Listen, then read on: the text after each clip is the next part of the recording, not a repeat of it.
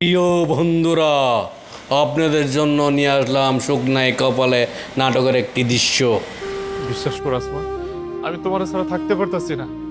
আমার সারা ঘর আমার খুব একা একা লাগে। আমি খাইতে পারি না, আমি ঘুমাইতে পারি না, আমি শুইতে পারি না। আমি আমি যেদিকে যাই শুধু তোমার স্মৃতি মনে পড়ে। আমি আর থাকতে পারতাছি না।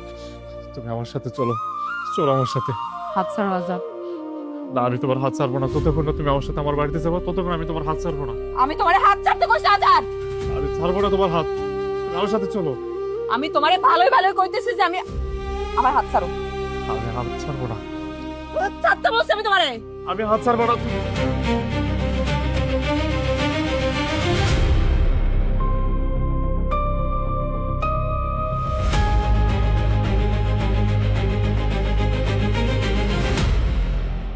এবার অবশ্য তোমার রাগ কমছে। আর থাইকো না এখানে, আমার সাথে চল। আমি তোমারে কতবার কইরা কমু যে আমি তোমার বাড়িতে যাবো না। আমি তোমারে তালাক দিব। যাও বাড়ি থেকে বাইর হও। যদি আমার সাথে সংসারই না করো তাহলে আমারে ভালোবেসে বিয়ে করছিলা কেন? সেটা তোমার ভুল ছিল। তোমার আমি ভালোবাসছি, ভালোবাসা তোমার বাড়িতে পালায় চলে গেছি, তোমারে বিয়ে করছি। প্রত্যেকটা পদক্ষেপ আমার ভুল পদক্ষেপ ছিল। আর সেই ভুল আমি এখন বুঝতে পারছি। আর ওই একই ভুল তো আমি বারবার আর করব না। তুমি আমার বিয়ে করে ভুল করো না, কিন্তু এখন যেটা করতেছো সেটা তুমি ভুল করতেছো। তুমি ভালো, চলো আমার সাথে, তোমার আপন ঠিকানায় চলো। আমি আমি আমি- আমি তোমার পায়ে ধরে আসবা, তুমি আমার ফিরে দিও না আসবা। আমি তোমার ছাড়া থাকতে পারবো না আসবা, চলো আসবা। আমি তোমার ছাড়া থাকতে পারবো না, চলো আসবা, চলো। আমি তোমার ছাড়া থাকতে পারবো না আসবা, আসবা চলো। আমি তোমার পায়ে পড়ে আসবা, চলো। চলো, আসবা, চলো। আসবা, আমি তোমার পায়ে ছাড়বো, আসবা। আসবা, আমি তোমার পায়ে ছাড়বো, আসবা।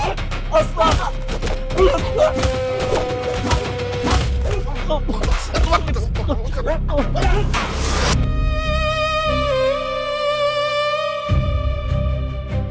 মা, তুমি কানতেছো কেন?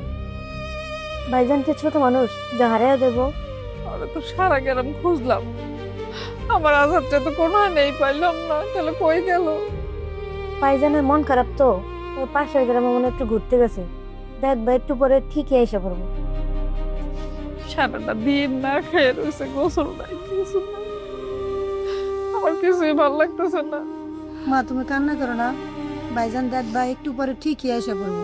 আজাদ, ও আজাদ, আজাদ রে, ও বাজান, ভাইজান, এই কি অবস্থা তোর? আজাদ, ও বাবা, কি হয়েছে তোর?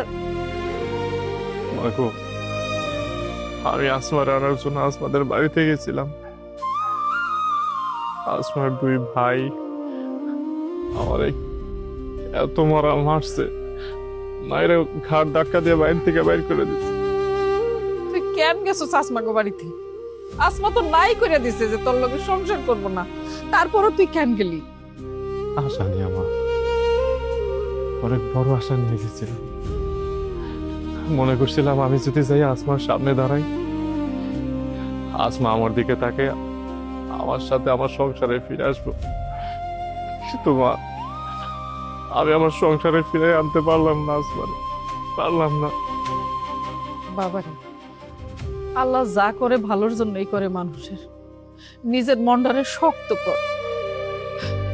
তুই আসমারে ভুইলা যা। তুই এইভাবে আসমারে মনে করতে করতে তুই নিজে শেষ হয়ে যাবি। আমি যে বলতে পারতাছি না রে মা। আমি যেদিকে তাকাই খালি আসমারে দেখি, সারাক্ষণ আসমার কথা মনে পড়ে মা।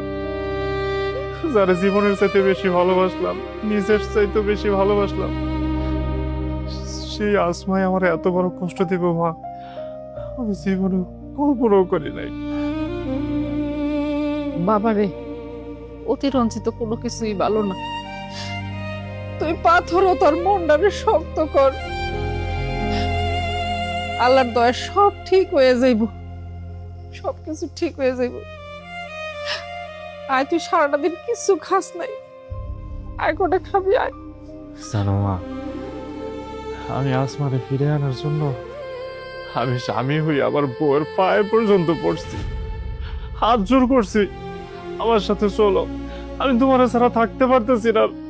বিশ্বাস করো মা, ওর একটু দয়া হয় নাই, একটু দয়া হয় নাই। ভুলে যা সব, ভুলে যা, নাইলে তো তুই বাঁচতে পারবি না। আয় বাবা আয়, আস্তে আস্তে আস্তে আস্তে।